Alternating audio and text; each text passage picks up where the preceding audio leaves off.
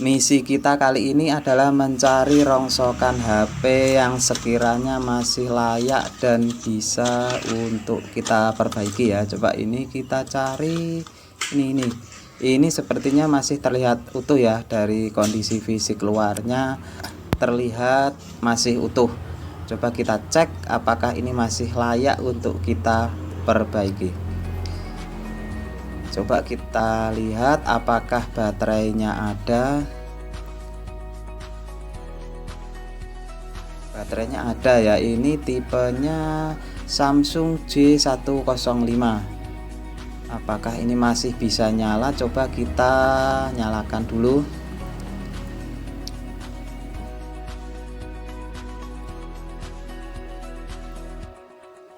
Dan ternyata pecah ya. Ini sebetulnya meskipun masih bisa menyala, ini LCD-nya pecah. Tapi kalau kita lihat dari luar, ini kondisi touchscreen-nya masih utuh. Jadi untuk seri tipe yang lama, yang jadul seperti ini, touchscreen-nya pisah dengan LCD. Jadi ini kita bisa perbaiki dengan mengganti LCD-nya ya. Sekarang kita coba untuk membongkar LCD ya. Ini soket LCD ada di belakang sini. Kita lepaskan dulu untuk soketnya.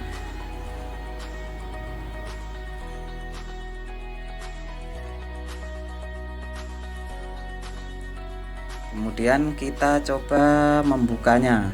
Ini perlu kita panaskan dulu ya. Kita membuka dengan hati-hati, dengan harapan bahwa touchscreen-nya ini masih bisa dipakai ya. Coba ini kita buka seperti ini ya, hati-hati supaya nanti touchscreen-nya masih bisa dipakai. Kita cukup mengganti LCD-nya saja.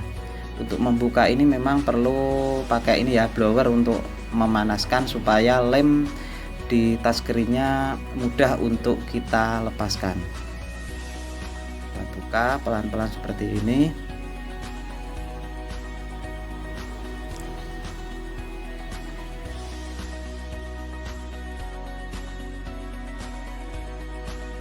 Ini tidak perlu sangat panas ya, cukup hangat saja supaya lemnya mudah kita seset seperti ini ya. Memang untuk seri jadul memang bisa dilepas touchscreen-nya sendiri. Cuma kalau seri-seri yang baru perlu cara sendiri untuk melepas touchscreen dari LCD-nya. Dan untuk membuka yang bagian atas ini juga perlu hati-hati karena ini ada soket jalur touchscreen ke LCD ya. Jangan sampai ini nanti putus. Kalau fleksibel dari touchscreen-nya putus ya percuma, ini nanti touchscreen-nya tidak bisa dipakai.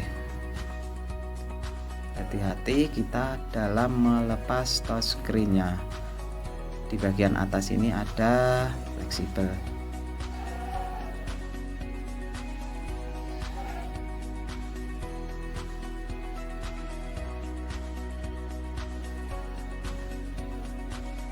Ya, ini di bagian sini ada fleksibel yang menghubungkan touchscreen dengan LCD.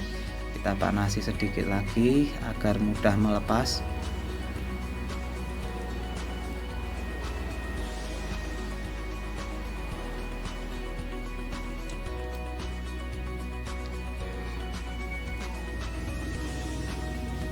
Setelah itu kita bisa melepas LCD-nya ya. Ini biasanya kalau belum pernah dibongkar, ini di bawah LCD juga ada lemnya ya, ada lem yang merekat dengan mesinnya. Jadi kita ambil seperti ini. Coba kita lepas. Ingat, ini harus tetap hati-hati karena untuk touchscreen-nya belum bisa dilepas kalau LCD-nya belum dilepas. Maka kita harus melepas LCD terlebih dahulu agar bisa melepas soket fleksibel TS dengan LCD-nya.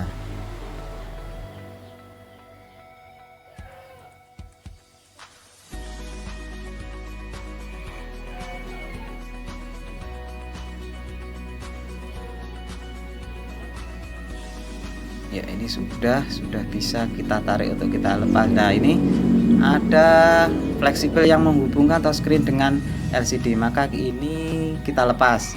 karena nanti rencananya kita akan mengganti LCD-nya saja dengan harapan bahwa touchscreen-nya masih bisa berfungsi. Kita lepas. Nah, sudah lepas, dan sekarang LCD-nya kita lepas dan kita beli LCD baru ya, untuk mengganti LCD yang tadi sudah pecah.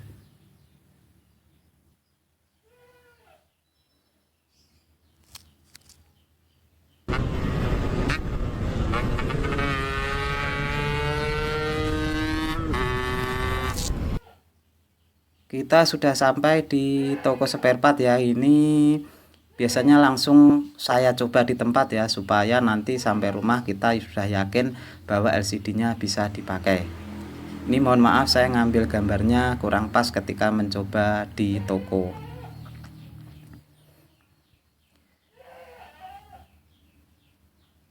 Dan harga untuk LCD ini saya kira murah ya, ini sudah tipe lama, termasuk tipe lama. Harga LCD-nya saya kira nggak sampai 100.000. Coba kita lihat di nota, harga LCD-nya adalah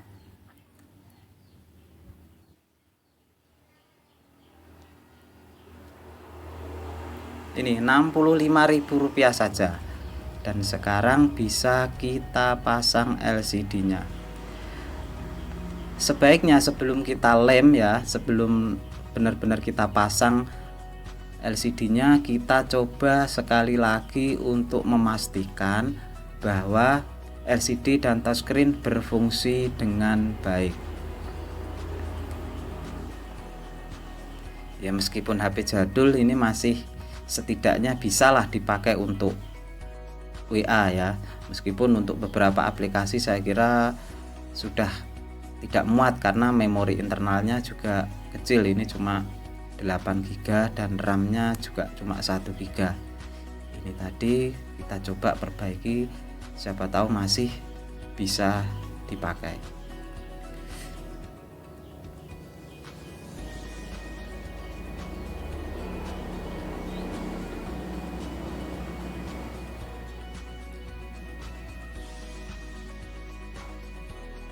Antara LCD dan mesin ada soket yang menghubungkan. Ini kita hubungkan dulu soket dari touchscreen ke LCD-nya.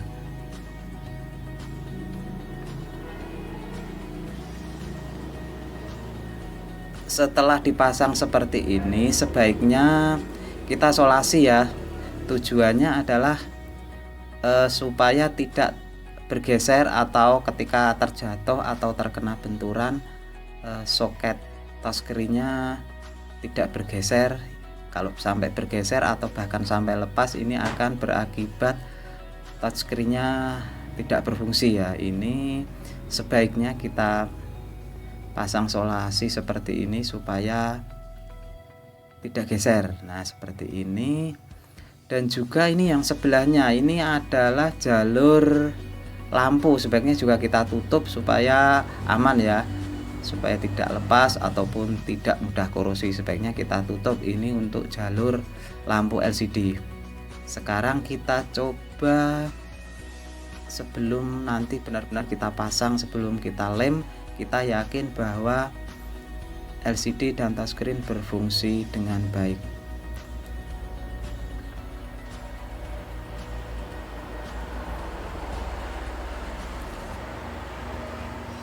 Coba kita nyalakan, dan apakah touchscreen-nya bisa berfungsi?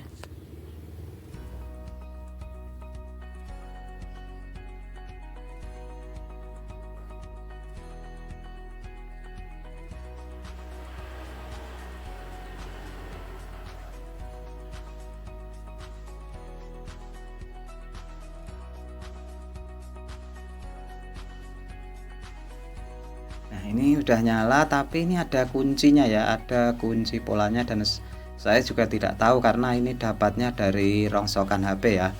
Tapi untuk seri-seri jadul seperti ini saya kira cukup mudah ya untuk mereset kemudian membypass FRP-nya, tidak terlalu sulit, beda dengan seri-seri yang baru. Ketika kita sudah yakin bahwa LCD dan touchscreen berfungsi dengan baik, maka kita siap untuk melakukan pengeleman.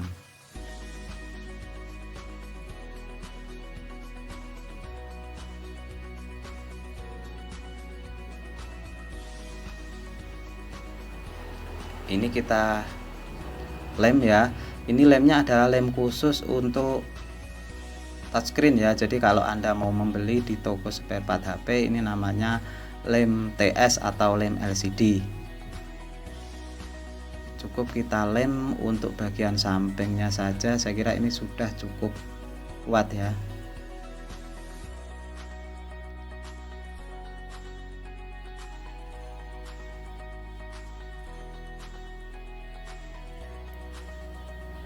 Sekarang kita pasang. Ingat, ketika memasang seperti ini kita pasang soketnya terlebih dahulu ya, baru setelah itu kita paskan posisinya. Karena kalau posisinya kita tempelkan dulu sementara soketnya belum dipasang, biasanya agak sulit ya, karena posisinya kadang soketnya kurang pas, agak ke bawah atau agak ke atas atau mungkin miring. Sebaiknya dipasang soketnya dahulu, baru kemudian kita paskan ini ya, LCD dan TS nya kita paskan di framenya.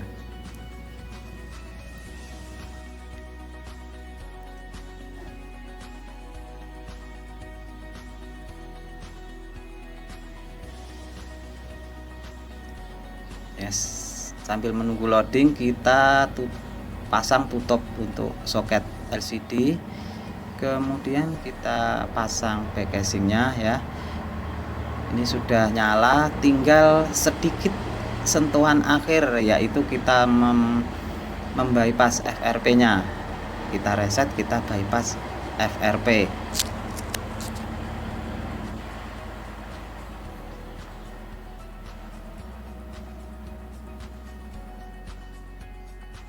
Ini sentuh berfungsi dengan baik ya, semuanya aman. Berarti kita cukup beli LCD tadi ya, hanya harganya 65.000, cukup murah ya.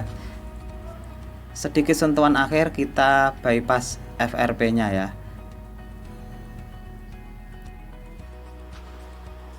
Kita pakai Odin, saya kira sudah cukup banyak ya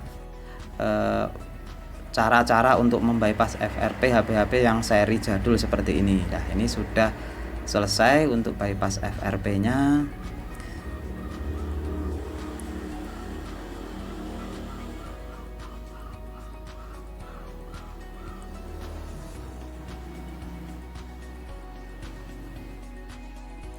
Masih loading dan HP-nya sekarang sudah menyala dan tidak ada kuncinya. Sudah bisa dipakai, semuanya normal, dan misi kita kali ini berhasil ya. Dari rongsokan HP bisa menyala sempurna seperti ini. Coba kita cek untuk touchscreen-nya ya, semuanya sepertinya masih aman, berfungsi dengan baik ya. Setidaknya bisa dipakai untuk WA lah HP jadul seperti ini. Terima kasih telah menyimak video dari saya. Assalamualaikum warahmatullahi wabarakatuh.